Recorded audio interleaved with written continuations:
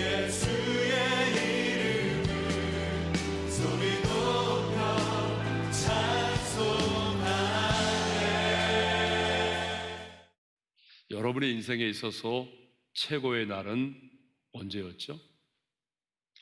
뻔한 질문 같지만 예수를 믿고 거듭난 날이 아닐까요? 예수님을 내 마음의 구주로 영접해서 제사함을 얻고 새로운 피조물로 거듭난 그날이 아닐까요? 그런데 저와 여러분이 어떻게 이 예수를 믿고 제사함을 받고 하나님의 자녀가 되었습니까? 그것은 누군가가 나에게 이 아름다운 소식, 이 복음을 들려주었기 때문이죠. 그래서 오늘은 이 아름다운 소식에 관하여 함께 말씀을 나누고자 합니다.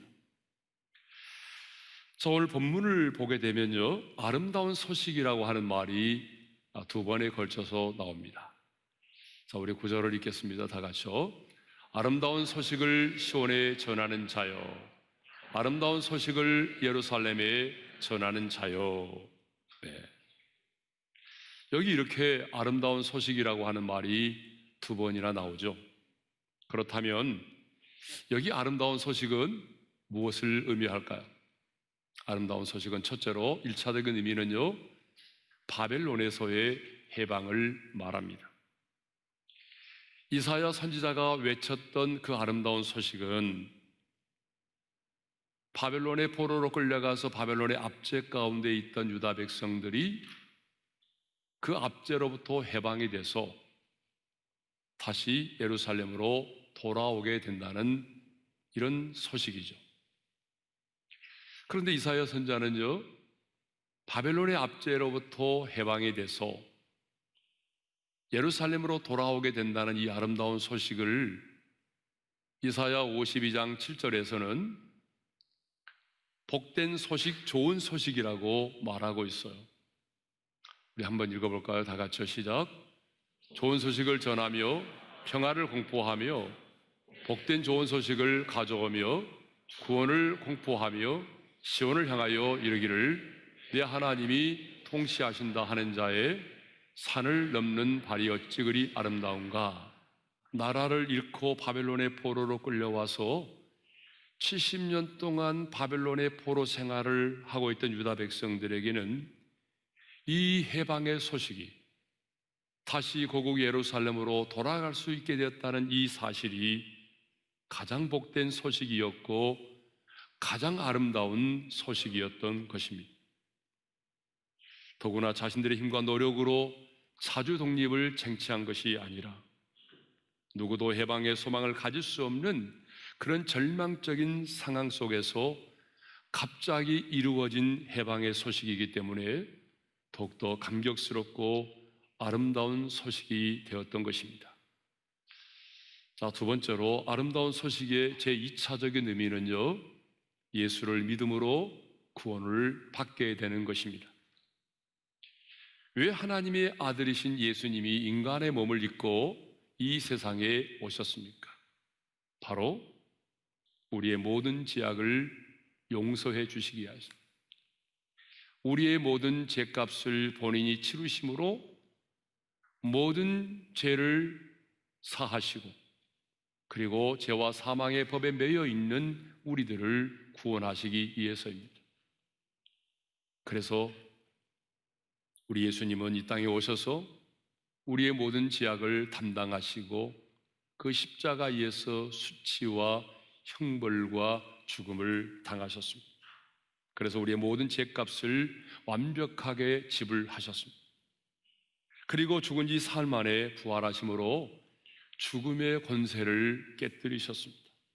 그러므로 누구든지 예수를 믿으면 하나님의 생명으로 다시 태어나고 죄와 죽음의 법에서 해방이 되는 것입니다. 예수를 믿기만 하면 누구든지 어떤 죄를 지었든지 간에 그 모든 죄를 사함 받습니다. 그리고 그 모든 죄로부터 자유함을 얻게 됩니다. 하나님의 자녀가 되는 권세를 갖게 됩니다. 그래서 하나님을 아빠, 아버지라고 부르면서 이 세상을 살아가게 됩니다. 그러므로 이 세상에 이보다도 아름다운 소식은 없습니다. 이 세상에 이보다도 복된 소식은 없습니다. 이 세상에 이보다도 기쁜 소식은 없습니다. 그러므로 우리는 외쳐야 됩니다. 이 복음의 소식, 이 아름다운 소식, 이 복된 소식, 이 좋은 소식을 외쳐야 합니다. 그런데 어떻게 외쳐야 합니까? 오늘 본문은 우리에게 아름다운 소식을 가진 우리가 이 아름다운 소식을 어떻게 외쳐야 되는지를 말씀하고 있습니다. 첫째로 이 아름다운 소식을 가진 자는요, 높은 산에 올라 외쳐야 한다라고 말씀하고 있어요. 자, 9절 상반절인데요, 읽겠습니다. 시작. 아름다운 소식을 시온에 전하는 자요, 너는 높은 산에 오르라. 높은 산에 오르라고 말하죠. 여러분, 이 높은 산에 오르라고 하는 말은 좀 더 많은 사람들이 신속히 이 아름다운 소식을 들을 수 있도록 하라는 그런 말입니다. 오늘날처럼 통신 이성이 발달하지 않는 고대에서는 어떤 소식을 광범위하게 그리고 신속하게 전하기 위해서는요, 산에 올라가서 외치거나 봉화등을 피워서 소식을 알렸던 것입니다. 그러니까 높은 산에 올라가 외치라고 하는 이 말은 이 아름다운 소식을 나 홀로 간직하지 말고 예루살렘만이 아니라 온 유다와 주변에 있는 모든 사람들이 들을 수 있도록 그렇게 더 많은 사람들에게 그리고 더 신속하게 이 아름다운 소식을 외치라는 말입니다. 여러분, 복음 역시 마찬가지입니다. 어느 한 지역만이 아니라 어떤 특정 계층의 사람만이 아니라 모든 지역과 모든 사람에게 이 복음의 기쁜 소식이 선포되어야 하는 것입니다. 그래서 예수님께서 복음 전파의 사명을 맡기시면서 이렇게 말씀하시지 않았습니까? 우리 사도행전 1장 8절을 함께 읽겠습니다. 오직 성령이 너희에게 임하시면 너희가 권능을 받고 예루살렘과 온 유대와 사마리아와 땅끝까지 이르러 내 증인이 되리라 하시니라. 복음은 어느 특정한 지역과 특정 계층의 사람들에게만 전해져서는 안 된다는 거예요. 온 유대와 사마리아와 땅끝까지 이 복음이 증거되어야 한다는 것입니다. 여러분, 복음은 이론이 아닙니다. 복음은 도덕과 윤리가 아닙니다. 복음은 하나님의 지혜요, 하나님의 비밀이요, 하나님의 능력입니다. 그러므로 여러분, 이 복음을 들으면 죽은 영혼이 살아납니다.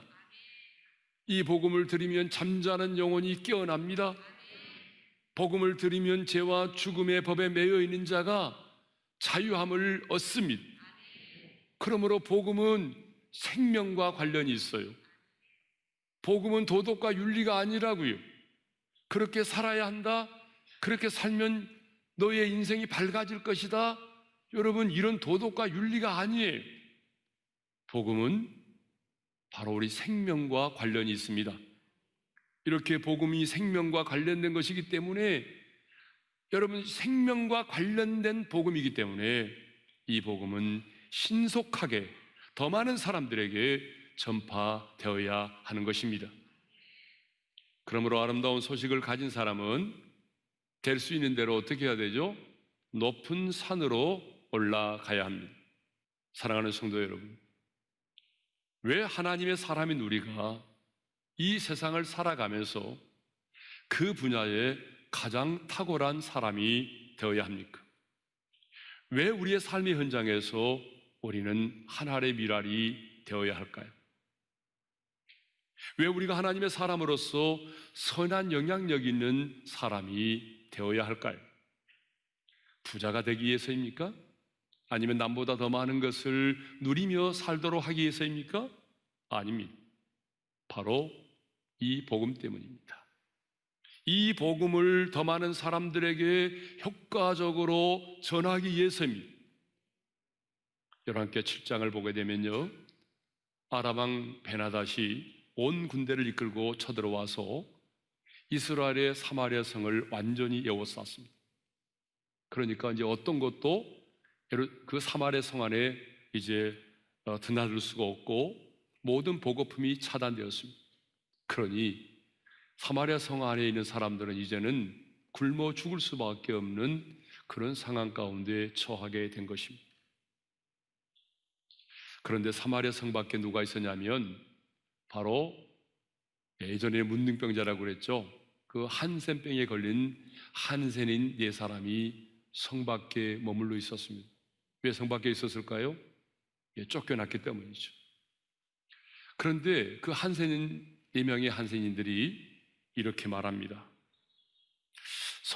성 안에 들어가도 먹을 것이 없어 굶어 죽고 그냥 여기 앉아 있어도 죽게 되었으니 차라리 그럴 바에는 저 아람 군대의 진영으로 들어가자. 그들이 불쌍히 여겨서 음식을 주면 먹고 살고 그렇지 않으면 죽으리라. 이런 다짐을 하고 이제 목숨을 걸고 아람 군대의 진영으로 들어갔습니다. 그런데 이게 웬일입니까? 아람의 모든 군사들이 모든 것을 다 내어둔 채 버려두고 급하게 도망을 간 것입니다. 하나님께서 아람 군대로 병거 소리와 말 소리와 그리고 군대의 소리를 듣게 하셨으므로 애굽의 군대가 쳐들어온 줄로 착각을 하고 아람의 군대가 모든 것을 놔둔 채 그냥 도망을 간 것입니다. 4명의 한센인들은 이게 웬 떡이냐 하면서 빈 장막에 들어가서 그냥 먹고 마시고 은과 금과 의복들을 가지고 감추기 시작을 했습니다. 그런데 갑자기 그들 안에 이런 생각이 들었어요. 우리 한번 읽겠습니다. 열왕기하 7장 9절이죠. 다 같이요. 오늘은 아름다운 소식이 있는 날이거늘 우리가 침묵하고 있도다. 만일 밝은 아침까지 기다리면 벌이 우리에게 미칠지니 이제 떠나 왕궁에 가서 알리자. 자, 그들은 이 기쁜 소식을 알고도 전하지 않으면 벌을 받으리라는 마음이 들었어요. 그들은 지금의 이 상황을 자신들만이 누리는 것을 죄라고 생각을 했습니다. 사실 그들은 저 성 안에 있는 사람들로부터 그동안 멸시와 천대를 받아왔던 사람들입니다. 그러니까 어쩌면 복수하는 차원에서라도 이 아름다운 소식을 알려주지 않아서 그들로 하여금 굶어 죽게 할 수도 있었습니다. 그러나 이 4명의 한센인들은 우리가 만일 이 아름다운 소식을 그들에게 전하지 않는다면 벌이 우리에게 임할 것이라고 생각이 들었어요. 그래서 그들은 사마리아 성에 가서 이 기쁜 소식을 전하였습니다. 그런데 우리 역시 이 4명의 한센인들처럼 이 기쁜 소식을, 이 아름다운 소식을 먼저 들었다는 얘기입니다. 다른 사람들은 알지 못하는 이 기쁨의 소식을, 이 복음의 소식을 우리가 먼저 듣게 되었습니다. 그렇다면 우리도 이 4명의 한센인들처럼 우리가 먼저 들은 이 아름다운 소식을 여러분 전해야 되지 않겠습니까?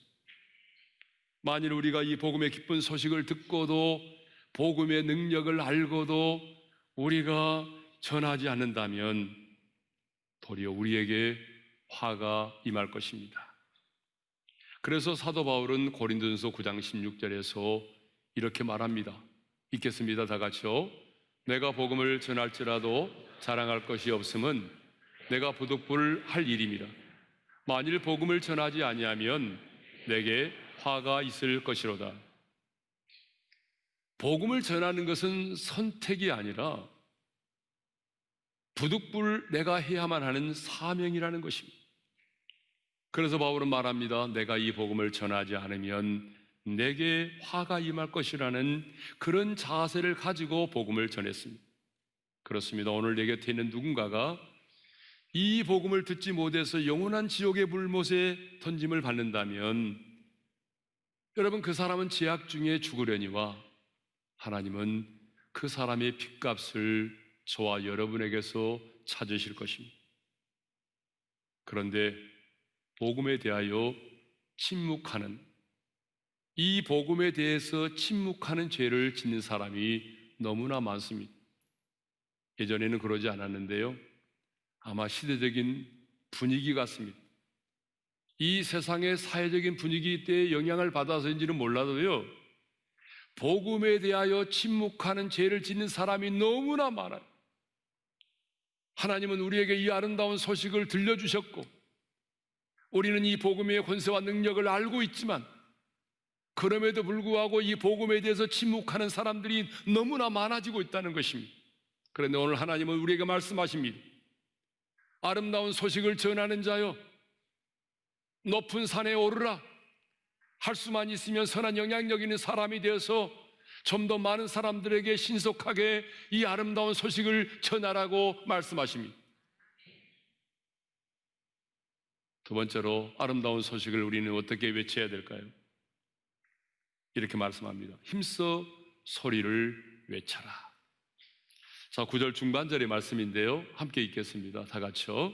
아름다운 소식을 예루살렘에 전하는 자여, 너는 힘써 소리를 높이라.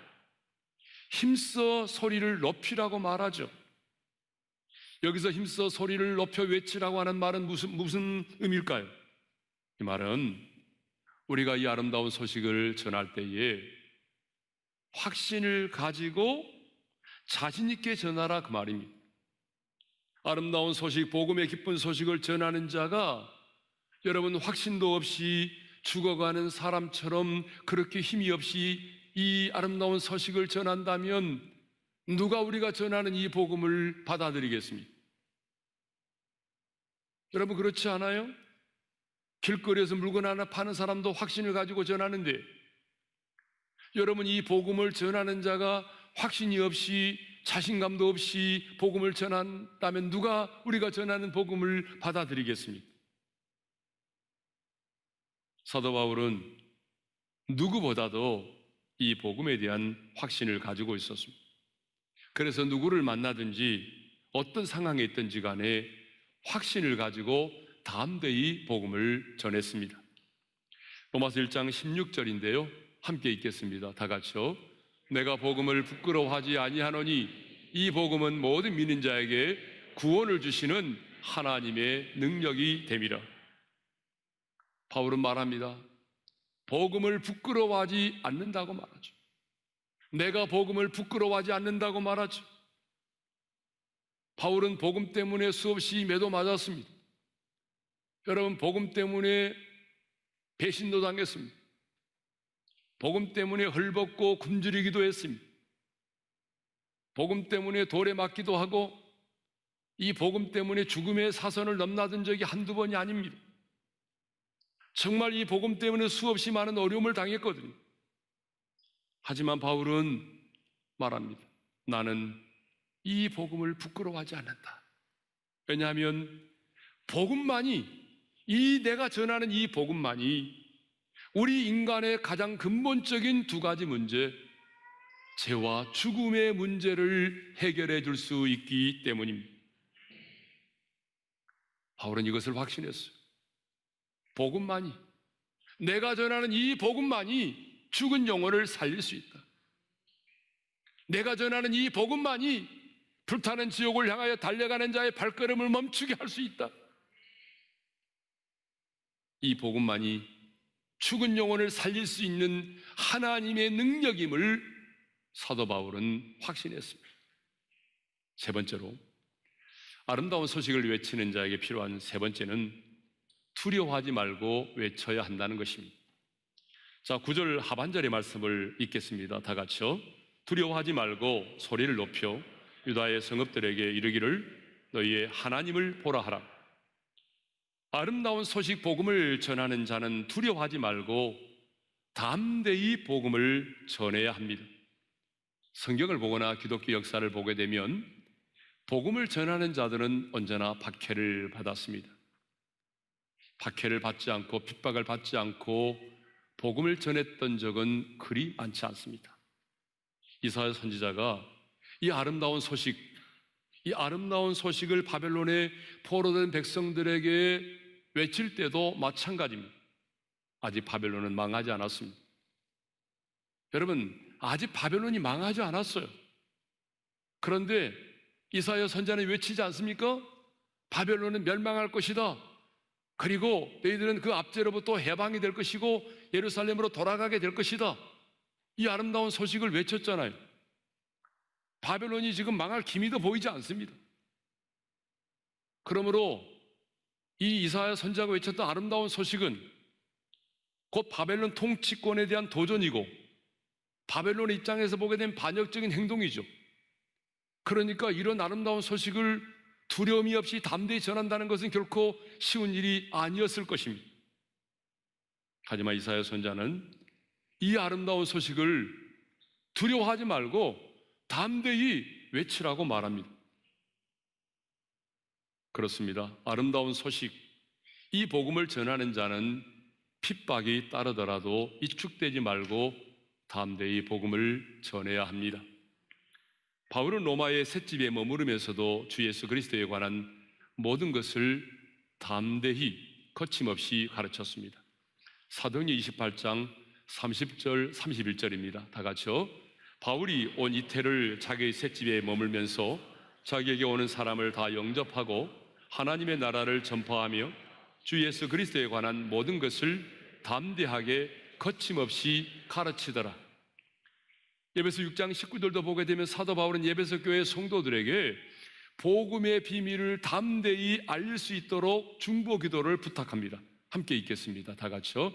또 나를 위하여 구할 것은 내게 말씀을 주사 나로 입을 열어 복음의 비밀을 담대히 알리게 하옵소서 할 것입니다.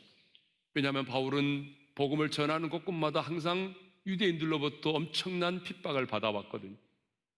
그 유대인들로부터 엄청난 수모를 당했거든요. 그렇기 때문에 바울이 중보 기도를 부탁합니다. 나를 위해서 기도해 주십시오. 무슨 기도예요? 내가 어떤 상황에 있든지 간에 복음의 비밀을 담대히 외칠 수 있도록 나를 위해서 기도해 주십시오. 복음은 세상의 모든 사람들이 알 수 있는 것이 아닙니다. 복음은요, 하나님의 지혜요, 하나님의 능력이요, 하나님의 비밀입니다. 그래서 우리 눈에 보이지 않지만 여러분, 복음이 선포되는 곳에는 영적인 세계에서는요, 엄청난 일이 벌어진다는 것입니다. 복음의 광채가 그 심령을 비추면 여러분, 어둠이 사라집니다. 흉악의 결박들이 풀어집니다. 사망에서 생명으로 옮겨지는 역사가 일어납니다.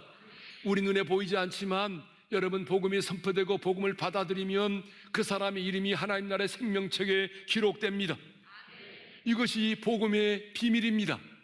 우리 눈에는 아무것도 보이지 않는 것처럼 보이지만 여러분, 우리 복음이 증거되고 선포되는 곳에는 이런 엄청난 일들이 일어난다는 거죠. 이것이 바로 복음의 비밀입니다. 그런데 하나님께서 이 영광스러운 복음의 비밀을 우리로 하여금 깨닫게 해주셨습니다. 그러니까 우리는 이 엄청난 복음의 비밀을 깨닫게 된 특권을 누리고 있는 사람들이죠.